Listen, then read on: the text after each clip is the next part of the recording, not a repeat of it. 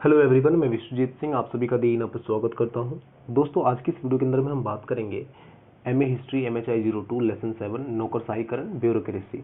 दोस्तों, ये वीडियो का दूसरा पार्ट होने वाला है। पहला पार्ट मैं करा चुका हूं आपको, अगर अभी तक आपने नहीं देखा है तो जाके देखें, जिसके अंदर में हमने पढ़ा था नौकरशाहीकरण और राज्य, जिसके अंदर में हम अलग अलग कंट्री का एग्जाम्पल के थ्रू समझे थे कि नौकरशाही किस तरह से उनकी प्रशासन व्यवस्था को लीड करता है, किस तरह से चलाता है। आज की इस वीडियो के अंदर में हम जानेंगे राजनीतिक पार्टियों में नौकरशाहीकरण। ठीक है, नौकरशाही की जो किस तरह से राजनीतिक पार्टियों को लीड करती है। क्या हमारे भारत की भी राजनीतिक पार्टियों में भी नौकरशाही है? भारत के अंदर में कई तरह की राजनीतिक पार्टियां हैं, जैसे बीजेपी हो गई, कांग्रेस हो गई, आम आदमी पार्टी हो गई, बीएसपी हो गई, ठीक है, समाजवादी हो गई। तो इस तरह से ये जो पार्टियां हैं, क्या इनमें भी नौकरशाही जो है वो वर्क करता है, ब्यूरोक्रेसी वर्क करता है? और साथ साथ हम देखेंगे दूसरे कंट्री के एग्जाम्पल के थ्रू, ब्रिटेन के, रसिया के, फ्रांस के, जर्मनी के, ठीक है, नाजीवादी, फांसीवादी, इन सब के बारे में भी थोड़ा थोड़ा आइडिया लेंगे, समझेंगे वहां पे किस प्रकार से ब्यूरोक्रेसी वर्क करता था। ठीक है, तो ये सारी चीजें होंगी, बहुत इंटरेस्टिंग चैप्टर है, बहुत सारी चीजें सीखने के लिए मिलेंगी। तो स्टार्ट करते हैं दोस्तों आज का चैप्टर। और सबसे मोस्ट इंपॉर्टेंट चीज आप सभी बच्चों के लिए ये है कि अगर आप वीडियो देख रहे हो, अगर कहीं पे कुछ समझ में नहीं आता तो कमेंट करके बताएं कि ये वाला चीज समझ में नहीं आया। कहीं पे आपको लगता है कि मैंने कुछ गलत बता दिया या फिर आपको मैंने ज़्यादा तेज बोल दिया, कुछ आपको समझ में नहीं आया, तो भी आप कमेंट करके बताएं, हम मुझसे कांटेक्ट करें, ठीक है, जिससे मैं आपके डाउट्स को सॉल्व कर सकूं। क्योंकि आप एमए हिस्ट्री के स्टूडेंट हो, कहीं पे एक डाउट रहना बहुत ज़्यादा दिक्कत आगे हो करता है। ठीक है, साथ साथ दोस्तों चैनल को सब्सक्राइब जरूर कर लें, ठीक है, जिससे आपको आने वाले समय में जो भी वीडियो रिलेटेड अपडेट हो टाइम पर मिले और टाइम से आप अपने सिलेबस को कंप्लीट कर सको। ठीक है, स्टार्ट करते दोस्तों आज का वीडियो। दोस्तों, ये हमारा दूसरा पार्ट है, जैसे कि मैं आपको पहले ही बता चुका हूं। तो आपने पहले पार्ट के अंदर में समझ चुके होंगे कि नौकरशाहीकरण होता क्या है। ठीक है, जिस बच्चे को नहीं पता है नौकरशाहीकरण होता क्या है, मैंने क्या पढ़ाया है पहले, तो एक बार आप क्या कीजिए, जाकर आप पीछे का चैप्टर देख लीजिए, जिससे आपको समझ में आ जाए कि नौकरशाहीकरण होता क्या है। ठीक है, पहला पार्ट अगर आप देखोगे तो आपको दूसरा पार्ट समझने में आसानी होगा, जिससे आप आसानी से समझ पाओगे। फिर भी हम एक थोड़ा सा ब्रीफली इंट्रोडक्शन के साथ स्टार्ट करते हैं। अब हम यहाँ पे बात करते हैं नौकरशाहीकरण। जो आपने देखा होगा भारत के अंदर में आईएएस ऑफिसर होते हैं, आईपीएस ऑफिसर होते हैं, कलेक्टर होते हैं, मजिस्ट्रेट होते हैं, ये सारा क्या है, एक तरह का प्रशासनिक अंग है। ठीक है, किसी भी सरकार को चलाने के लिए दो तरह के अंग वर्क करते हैं। ठीक है, एक होता है जो अंदर आधुनिक तौर पर, ठीक है, नब्ज जिसे हम कहते हैं, और दूसरा होता है बाहर तौर पर, आउटर। ठीक है, बाहर बाहर वाले कौन से होते हैं? जो हमें नेता दिख रहे होते हैं कि भैया ये वाला कमांड दे दिया कि ये वाला रूल पास होना है। ठीक है, रूल तो पास कर दिया, उसको लागू कौन करेगा? तो जो नौकरशाही है वो उस रूल को इंप्लीमेंट करवाता है, उस पूरे प्रशासन व्यवस्था को चलाता है। हमें बाहर से कौन दिखता है कि नेता कर रहा है, पर नेता सिर्फ एक फेस होता है, चलाता सारा कौन है? नौकरशाही चलाता है। बस दोनों में डिपेंड क्या होता है कि ये फॉलो अप करता है ऑर्डर को, ये ऑर्डर देता है। ठीक है, समझ में आ रहा है? अब जैसे देखो, नरेंद्र मोदी जी ने कहा, पर हमारे प्रधानमंत्री, उन्होंने कहा कि ये काम ऐसा होना है। ठीक है, तो उन्होंने ऑर्डर दिया, ठीक है, वो खुद जाकर इंप्लीमेंट नहीं करेंगे। अब ये क्या होगा, जो उनके नीचे में जो नौकरशाही है, ब्यूरोक्रेसी है, वो क्या करेगी? वर्क करेगी। ठीक है, उस ऑर्डर को इंप्लीमेंट में लाने के लिए नए नए तरह की चीजें ढूंढेगी, क्या कर सकते हैं, कैसे इंप्लीमेंट में लाएंगे और कितनी जल्दी इंप्लीमेंट में लाएंगे, वो ब्यूरोक्रेसी वर्क करती है। ठीक है, समझ में आता है? अब यहाँ पे हम बात करते हैं ब्यूरोक्रेसी के बारे में। तो जो राजनीतिक पार्टियों के अंदर में ब्यूरोक्रेसी देखने के लिए मिला, सबसे पहले आ जाता है ग्रेट ब्रिटेन की बात की जाती है। रीजन क्या है कि सबसे ज्यादा विकसित और सबसे ज्यादा मतलब जो कहा जाता है तो विकसित देश के तौर पर ग्रेट ब्रिटेन को जाना गया।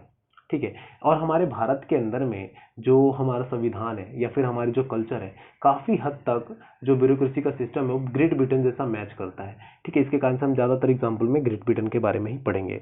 तो यहाँ पर खास करके देखा गया ग्रेट ब्रिटेन में 1860 से लेकर 1870 के दशक में राजनीतिक पार्टियों का जो जन सैलाब था वो बढ़ने लगा। ठीक है, उसके अंदर में भी नौकरशाही प्रवृत्तियां पैदा होने लगी। ठीक है, अब नौकरशाही प्रवृत्तियां पैदा होने का मतलब क्या था? अब जैसे उससे पहले जो 1860 1870 के दशक से पहले जो राजनीतिक पार्टियां थी वो बहुत ज्यादा सुस्त थी, ढीला ढाले थी। ठीक है, उसके बाद धीरे धीरे उनके चलन में परिवर्तन हुआ।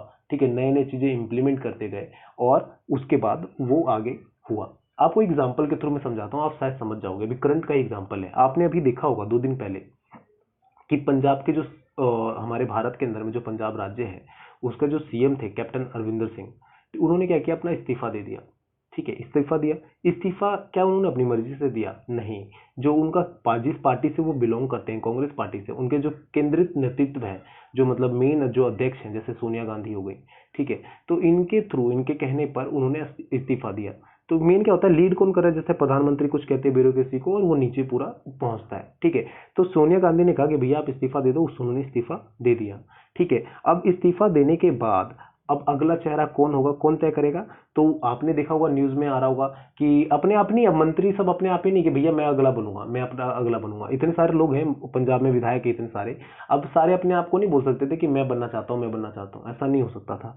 तो अब वो पार्टी जो केंद्रीय नेतृत्व है वो तय करेगी कि कौन बनेगा। उसके लिए तय करने के लिए क्या किया गया, सभी विधायकों की बैठक बुलाई गई, केंद्रीय नेतृत्व के थ्रू से एक व्यक्ति को भेजा गया कि आप जाइए देखिए कि कौन सक्षम है और उसको फिर अपॉइंट कीजिए मुख्यमंत्री के तौर पर। वो व्यक्ति कौन था, हरीश रावत।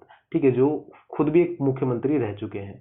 ठीक है, तो वो व्यक्ति आया और जो वो व्यक्ति है वो किसी तरह का ऑफिसर नहीं है, आईएएस ऑफिसर नहीं है, आईपीएस ऑफिसर नहीं है। ठीक है, जैसे कि नौकरशाही में नॉर्मली हम क्या देखते हैं कि एक तरह का ब्यूरोक्रेसी, जो व्यक्ति जो सरकारी नौकरी कर रहा है उसकी हम बात करते हैं। पर राजनीतिक पार्टियों के अंदर में जो ब्यूरोक्रेसी होता है वहां पर व्यक्ति कभी भी कोई आईएएस आईपीएस ऑफिसर जैसा नहीं होता है। वो बस केंद्रीय नेतृत्व द्वारा भेजा गया एक बंदा होता है जो केंद्रीय नेतृत्व का काम करता है। जो हरीश रावत था, ठीक है, जो कि पंजाब के अंदर, पंजाब के केस के अंदर में जो हरीश रावत है, ठीक है, उन्होंने क्या किया, सिर्फ केंद्रीय नेतृत्व का जो सोनिया गांधी ने जो मैसेज दिया कि आप जाओ वहां पर देखो कि सक्षम व्यक्ति कौन है, वो मैसेज लेकर आए। यहाँ पर उन्होंने देखा कि यहाँ पर सक्षम व्यक्ति कौन है, उस मैसेज को पूरा देखा, पढ़ा। ठीक है, उसको फिर वहां पर डिलीवर किया कि भैया ये वाला सक्षम व्यक्ति है। ठीक है, फिर केंद्रीय नेतृत्व में उसको देखा कि अच्छा ये वाला सक्षम व्यक्ति है, फिर इसको हम सीएम बनाएंगे। तो चुन्नी जो थे उनको चुन्नी जी जो जिक्र के, जो मतलब नाम मुझे याद नहीं है, तो उनको सीएम के लिए अनाउंस कर दिया गया कि पंजाब के सीएम ये बनेंगे। तो इस तरह से ब्यूरोक्रेसी काम करती है राजनीतिक पार्टियों में। ठीक है, जितना भी मैं पढ़ाने वाला हूं ना उसका छोटा सा एग्जांपल के थ्रू आप ये समझ जाओगे। और जितने भी टॉपिक्स आज इस वाले वीडियो के अंदर में पढ़ोगे, सारे टॉपिक्स को आप अपने इंडिया से रिलेट करके देखना, बहुत ईजी से समझ में आ जाएगा। ठीक है, ये समझ में आता है दोस्तों। अब देखो आगे हम जो बात करेंगे, जितनी भी चीजें पढ़ेंगे ना, आज के समय में हमारी सारी इंडियन जो पार्टी है, पॉलिटिकल पार्टी है, सारी चीजें इंप्लीमेंट करती है अपने अंदर में। ठीक है, तो यहाँ पर ढीला ढाला जो नेतृत्व होता था ब्रिटेन के अंदर में, उसको इंप्रूव करने की कोशिश की गई, जिसके अंदर में कुछ चीजों को अपनाया गया। जिसमें सबसे पहले 1867 के अंदर में जो पार्टी होते थे वो दो तरह से बट गई, मतलब ब्रिटेन के अंदर में दो तरह की पार्टी आ गई, एक लिबरल और एक कंजर्वेटिव पार्टी। ठीक है, दो थॉट्स वाले, दो अलग अलग विचारधारा वाले पार्टी आ गए। अब वो दोनों बांट लिए। अब जैसे देखोगे भारत के अंदर में जो बीजेपी है वो कहती है कि भैया मैं हिंदू वाली पार्टी हूँ, मैं इसके लिए लड़ूंगी। ठीक है, मतलब इसके लिए उठा, ऐसा मतलब मैं बता रहा हूँ एग्जाम्पल के लिए, फॉर एग्जाम्पल। ठीक है, वहीं पर ओवैसी जी की जो पार्टी है वो कहती है कि भैया मैं मुस्लिम के हित के लिए लड़ूंगी। ठीक है, वहीं पर और भी जो अलग अलग पार्टियां हैं, जैसे समाजवादी है वो कहती है कि मैं इसके लिए लड़ूंगी। ठीक है, समाजवादी स्पेशली यादवों के लिए माने जाते हैं कि भाई पार्टी है। ठीक है, बीएसपी जो है वो मानी जाती है कि दलितों की पार्टी है। तो इस तरह से क्या हुआ, एक अलग अलग समूह को टारगेट करती है और उससे अपना पूरा वो चलाती है। ठीक है, तो ब्रिटेन में भी यही चीजें देखने के लिए मिली। वहां पे जो निकाय होती थी, जो लोकल होता था, वहां पे उनका जाल फैलने लगा और उसमें जो पार्टियां होती थी, दो तरह की पार्टी उभर कर आई, लिबरल और कंजर्वेटिव पार्टी। ठीक है, इस तरह से होता है। और हर एक पार्टी ने क्या किया, अपने चुनाव के लिए, ठीक है, चुनाव के लिए वहां के जो लोकल मुद्दे होते थे, उसके जो कारण होते थे, परिणाम होते, तो उसको स्टडी करना शुरू किया। पहले क्या होता था, चुनाव हुआ, लड़ लिए, जीत गए तो जीत गए, हार गए तो हार गए। पर उसके बाद उन्होंने अपने चुनाव के लिए एक एक चीजों को नोट करना शुरू किया और अलग अलग से देखोगे आप। जैसे बीजेपी के अंदर में, एग्जाम्पल के लिए बीजेपी कांग्रेस के अंदर में देखोगे, जब चुनाव होता है तो चुनाव से पहले देखोगे कांग्रेस यूथ विंग आपको दिख जाएगा। ठीक है, कांग्रेस महिला मंडल दिख जाएगी। ठीक है, तो कांग्रेस पार्टी अलग है, ये कांग्रेस है, मान लो कांग्रेस ये है, कांग्रेस पार्टी ये है या बीजेपी ये है, इसके अंदर में कांग्रेस यूथ विंग हो गया, कांग्रेस महिला मंडल हो गया, कांग्रेस जो भी है, ठीक है, स्टूडेंट यूनियन हो गया, ये हो गया, 4-5 ऐसे करके ना, मतलब 4-5 तो मैं एग्जाम्पल दे रहा हूँ, 15-20 है। ठीक है, इस तरह से हो गया, तो 15-20 हो गए। तो 15-20 का काम क्या है कि अलग अलग एक समूह को टारगेट करना। ठीक है, एक अलग अलग समूह को टारगेट करना जिससे जो वोट है वो बट जाए और उनके पास जाए। ठीक है, अब डायरेक्ट कांग्रेस तो नहीं जाएगी ना लड़ने के लिए हर जगह पे, तो उन्होंने क्या किया, अपने को कई सारे पार्ट्स में बांट दिया कि भैया ये भी ये भी ये भी, और सभी के अंदर में एक उसका पर्यवेक्षक है। पर्यवेक्षक मतलब क्या, नौकरशाही। ठीक है, ब्यूरोक्रेसी है एक तरह का, जो डायरेक्ट मैसेज कांग्रेस टू ऐसे पहुंचाता है। ठीक है, समझ में आता है। तो इस तरह से वो वर्क करने लगे। तो 1877 में इस तरह का उन्होंने किया, कई तरह के फंड मतलब ऑर्गेनाइजेशन बनाए जाने लगा। ठीक है, जिसके थ्रू उनका जो इलेक्शन होता था वो इजी होने लगा है। एग्जाम्पल की जैसे बात करूं, 1877 में नेशनल लिबरेशन फाउंडेशन बना।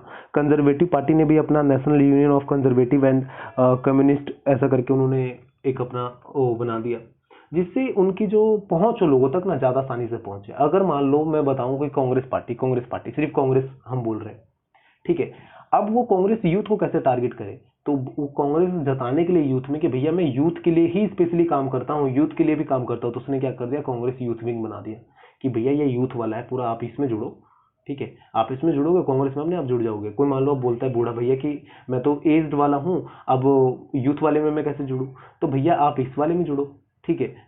और कोई महिला बोलती है कि भैया मैं अब यूथ नहीं हूं तो मैं क्या करूं, तो आप महिला विंग में जुड़ जाओ। तो इस तरह से उन्होंने क्या किया, समूह में बांट दिया, जिससे उनको पहुंच लोगों तक आसानी से हो सके। देख रहे हो, जो ब्रिटेन में किया गया था वो आज हमारे भारत में भी चीजें देखने के लिए मिलती है, ठीक है, समझ में आता है। यहाँ पे इस तरह से चल रहा होता है, इस तरह से ये पूरा केंद्रीय नेतृत्व के अंदर में चीजें करती हैं। अब यहाँ पे जो भी चीजें होता था, कुछ भी चीजें इंप्लीमेंट करना है, अब देखो पंजाब के एग्जाम्पल मैंने दिया कि मुख्यमंत्री चेंज करना था, तो जैसे ही कैप्टन अरविंदर सिंह ने जैसे इस्तीफा दिया, तो कोई भी बंदा आ जाता, चाहे सिद्धू जी आ जाते, चाहे कोई भी आ जाता, बोलता है कि भैया मैं मुख्यमंत्री बनूंगा आपसे, ठीक है ना, अगला मुख्यमंत्री मैं हूं, अपने आप को घोषित कर देता। पर नहीं, ऐसा नहीं हो सकता था। क्यों? क्योंकि वो एक पार्टी के अंदर में काम करते हैं और पार्टी का डिसीजन, जो केंद्रीय नेतृत्व, जो मेन सेंट्रल डिसीजन होता है, वही इंप्लीमेंट किया जाएगा, ठीक है। तो फिर वो व्यक्ति इस तरह का स्टेप नहीं ले सकता, ठीक है। तो अब जो कांग्रेस ने बोला उसके बाद मुख्यमंत्री बना, तो यहाँ पर भी जो ब्रिटेन के अंदर में क्या था, इन सब चीजों की कमियों को दूर किया जाने लगा और केंद्रीय नेतृत्व के डिसीजन को इंपॉर्टेंस दी जाने लगी। समझ में आता है। उसके बाद देखोगे दोस्तों, इसी तरह का जो पूरा कंजर्वेटिव पार्टी अलग अलग तरह से बढ़ती चली जाती है। उसके बाद में कंजर्वेटिव पार्टी है, ठीक है, कंजर्वेटिव पार्टी हो गई आपकी लिबरल पार्टी हो गई। लिबरल का नामो निशान धीरे धीरे खत्म होने लगता है, क्योंकि लिबरल पार्टी उतनी ज्यादा स्ट्रॉन्ग बचती नहीं है। कंजर्वेटिव पार्टी तो अपना चला रही थी, अच्छे से चला रही थी। लिबरल की जगह पे आ जाती है लेबर पार्टी, ठीक है। लेबर पार्टी आती है तो लोगों को कहती है भैया मैं देखो, मैं बाकी पार्टियों की तरह हूं नहीं, मैं बहुत अच्छा काम करता हूँ, ये वो ऐसा ऐसा जो भी था फलाना ढिकाना उसने बोला। पर लेबर पार्टी ने भी सेम जो नौकरशाही का है बहुत अच्छे से यूज किया और पूरे ब्रिटेन के अंदर में उसने दबदबा कायम किया और अभी चल रहा है, ठीक है।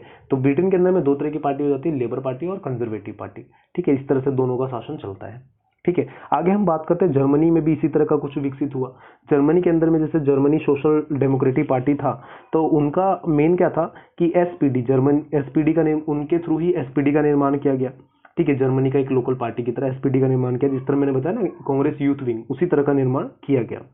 1875 और 1880 के दशक में ये पार्टी तेजी से लिबरल पार्टी की तरह विशाल यूनियन ट्रेड बना रही थी, ठीक है। मतलब इसके अंदर में लोगों की जो संख्या थी वो जुड़ती जा रही थी, ठीक है। अगर आप देखोगे, बात करोगे ना, अब इन सब चीजों के बारे में बात करोगे किस तरह से संख्या जुड़ती थी। जैसे अभी कुछ समय पहले बीजेपी ने एक डाटा रिलीज किया था, उसके अंदर में बताया कि हमारे जो सदस्य हैं, बीजेपी के जो सदस्य हैं वो 18 करोड़ हैं, ठीक है। पूरे भारत के अंदर में 18 करोड़ लोग बीजेपी के सदस्य हैं, और जो सबसे ज्यादा मात्रा पूरे विश्व की कई सारे कंट्री की इतनी पॉपुलेशन नहीं है जितनी बीजेपी की संख्या हो गई, ठीक है, सदस्यों की।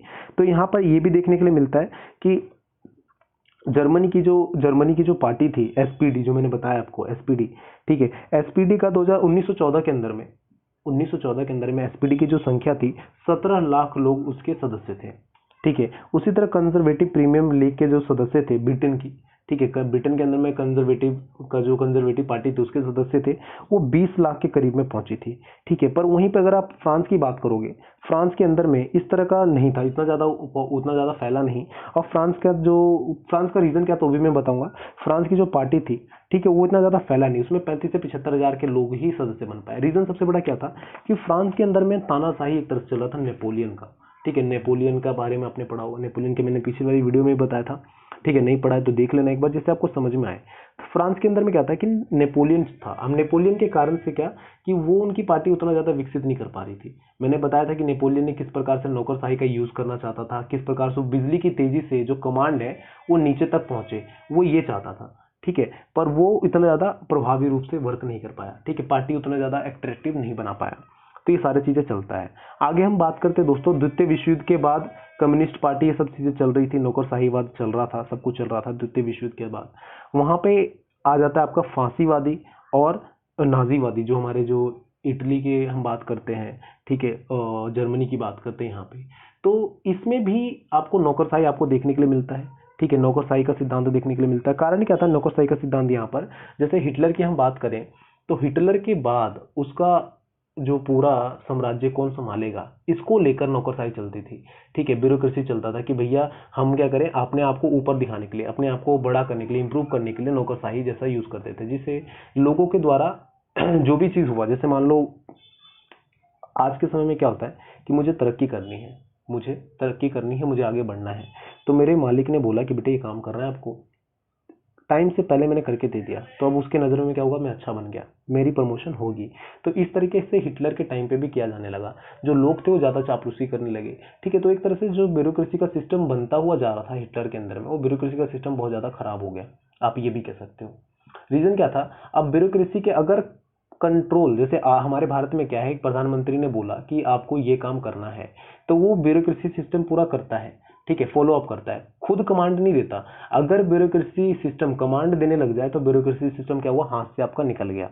ठीक है, एक तरह से तानाशाही की ओर बढ़ रहा है। ठीक है, पाकिस्तान में यही हुआ था कि जो वहाँ की जो सेना जब भी कमांड, जैसे म्यांमार में उस सेना ने पूरा अपना कब्जा कर लिया।